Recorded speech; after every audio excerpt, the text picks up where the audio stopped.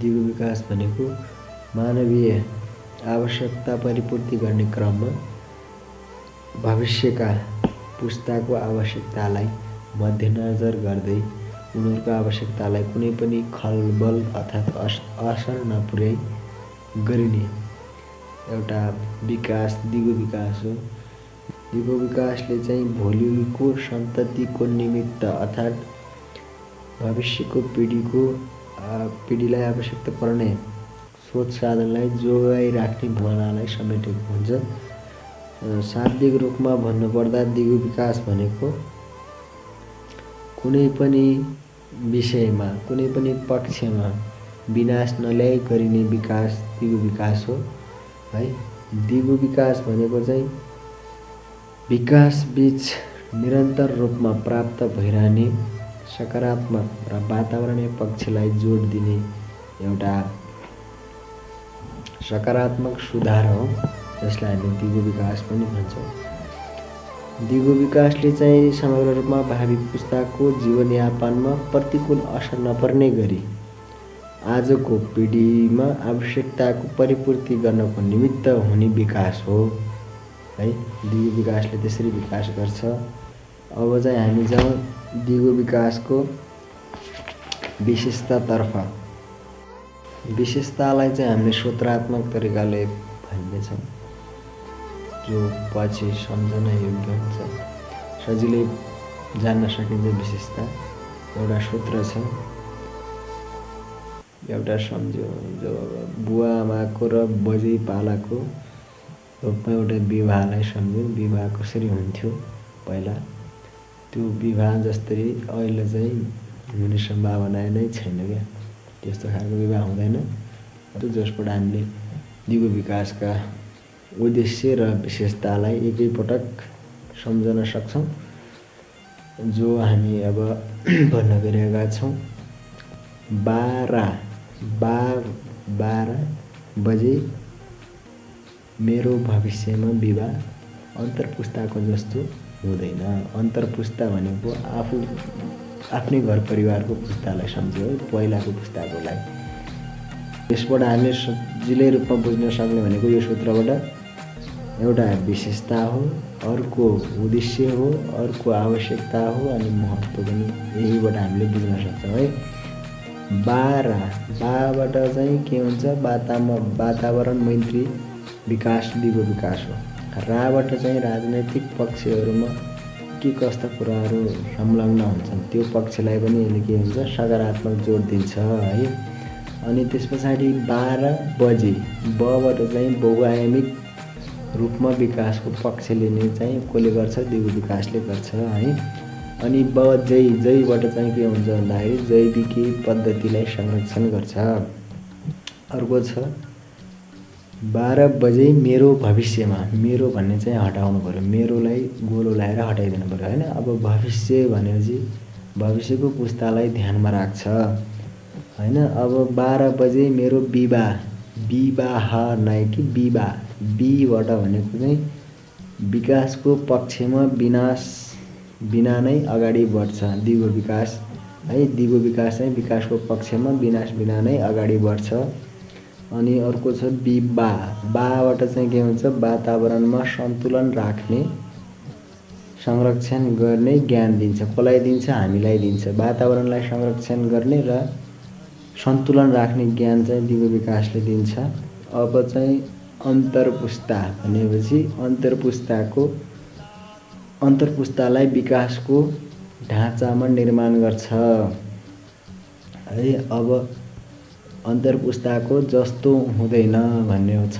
जस्तोबाट ज झिकौँ, जलाई झिक्दाखेरि जनसङ्ख्यामा आउने चापको नियन्त्रण गर्छ। यिनी चाहिँ विशेषता रहे। उद्देश्य चाहिँ के रहेको हुन्छ, अब यहीबाट सम्झौँ। 12 बजे मेरो भविष्यमा विवाह अन्तरपुस्ताको जस्तो हुन्न भन्ने कुरालाई सम्झौँ यहीबाट सूत्रबाट।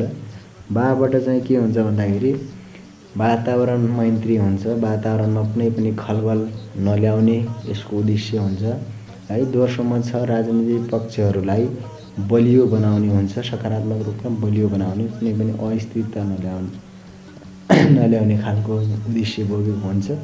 दोस्रोमा चाहिँ रहेको छ बहुआयामिक प्रक्रियामा रहेका विषयवस्तुलाई सक्रिय बनाउने चाहिँ दिगो विकासको उद्देश्य हुन्छ। अनि दोस्रोमा अर्को रहेको छ जैविकीय पद्धतिलाई संरक्षण गर्ने। अनि अर्को छ हाम्रो भविष्यका पुस्ताको आवश्यकतालाई मध्यनजर मात्र नगरी सुरक्षित गर्ने। अनि अर्को छ वातावरणमा सन्तुलन राख्ने, संरक्षण गर्ने। जस्तो ज्ञान चाहिँ कसले दिन्छ, ज्ञान दिने उद्देश्य राखेको हुन्छ दिगो विकासले। अर्को छ अन्तर्पुस्ता बीचमा चाहिँ विकासको ढाँचा अनुसार निर्माण गर्छ। मानिसलाई विकास अनुकूलको हिसाबले अगाडि बढ्ने खालको ज्ञान निर्धारण गरेर त्यस्तै खालको मानिसलाई सक्षम नागरिक निर्माण गर्ने उद्देश्य चाहिँ कसले राखेको हुन्छ, दिगो विकासले राखेको हुन्छ। अनि अर्को रहेको छ मानिसलाई विकासको केन्द्रमा राखी वातावरण संरक्षण गर्ने कुरामा चाहिँ जोड दिने उद्देश्य राखेको हुन्छ। अनि अर्को चाहिँ छ जनसङ्ख्यामा आउने चाप नियन्त्रण गर्ने, स्वास्थ्य सम्बन्धी, सुरक्षा सम्बन्धी चाहिँ ज्ञान दिने उद्देश्य बोकेको छ दिगो विकासले। दिगो विकासले चाहिँ आर्थिक रूपमा वृद्धि गर्ने, सामाजिक रूपमा समानता, न्याय र सकारात्मक विभेदलाई अपनाउने उद्देश्य बोकेको हुन्छ। दिगो विकासको आवश्यकता, महत्त्व र उद्देश्य उस्तै रहेको छ। अब हामी दिगो विकासको सिद्धान्त के छ प्रश्न पाल्नुहोस्। दिगो विकासका सिद्धान्तहरू के छन् लेख्नुहोस्। दिगो विकासले चाहिँ के कस्तो सिद्धान्त बोकेको हुन्छ प्रश्न पाल्नुहोस् भन्ने कुराहरू पनि सूत्रात्मक रूपले चाहिँ सहजीकरण र सहजीलाई हामीले बुझ्न सक्छौँ। यसमा चाहिँ दुई कामदार साथी बीच भएको संवाद जस्तै छ। विकासकै काम गरेर हुन्छन्, साँझ फर्किने बेला भएको गन्थन मन्थन हो, जसलाई सम्झिनु पर्दा है। अब सूत्र यस्तो छ,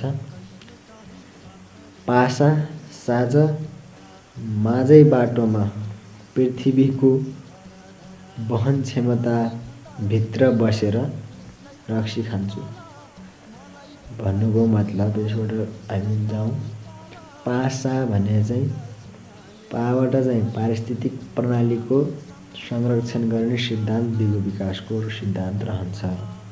साबाट चाहिँ सामाजिक दिगो विकासको संरक्षण गर्ने सिद्धान्त, दिगो विकास गर्ने सिद्धान्त दिगो विकासको रहन्छ है। अनि पासा साबाट चाहिँ सामाजिक आइसकेपछि अब के छुट्नु भएन, सांस्कृतिक छुट्नु भएन। त्यसगरी सांस्कृतिक सम्पदाको संरक्षण गर्ने सिद्धान्त दिगो विकासको सिद्धान्त रहन्छ। ज पनि त्यहाँ छोटो ज छ, जबाट चाहिँ जनसहभागिता गराउनु पर्यो।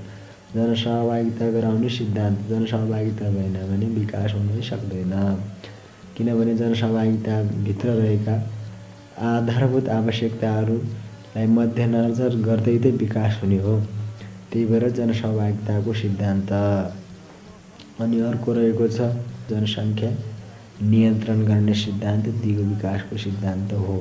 साँझ माझै भन्ने छ, पाबाट चाहिँ मानवीय स्रोत साधन, मानवीय स्रोत साधनले त विकास हुने हो। माझै भन्ने छ, मानवीय स्रोत साधनको विकास गर्ने सिद्धान्त रहन्छ। अनि अर्को छ जैबाट चाहिँ जैविक विविधताको संरक्षण गर्ने सिद्धान्त दिगो विकासको रहन्छ। माझै भन्ने छ। अनि अर्को छ पृथ्वीमा नै बाटो बनेको हुन्छ। अब पृथ्वीको भार वहन क्षमताको सिद्धान्त पनि दिगो विकासको सिद्धान्त हो। अब हामीले सम्झिनु पर्यो, पासा साँझ माझै बाटोमा पृथ्वीको भार वहन क्षमता भित्र बसेर रक्सी खान्छ। पृथ्वीको भार वहन क्षमता भनेको पृथ्वीले धान्न सक्ने त्यो भएन भने अब रक्सी पनि त मानिसले आफूलाई शरीर थाम्न सक्ने गरी खान्छ। त्योभन्दा बढी खायो भने मानिस अब त्यो दुई साथी बीच घर जाँदै थियो, तिनीहरू घर जान सक्दैनन्। त्यस कारणले दिगो विकासका मुख्य सिद्धान्तहरू पनि यही भए होइन। दिगो विकास सम्बन्धी मैले आज जानेको खाका र खिस्सामा लेखेको कुराहरू चाहिँ यति नै हुन्।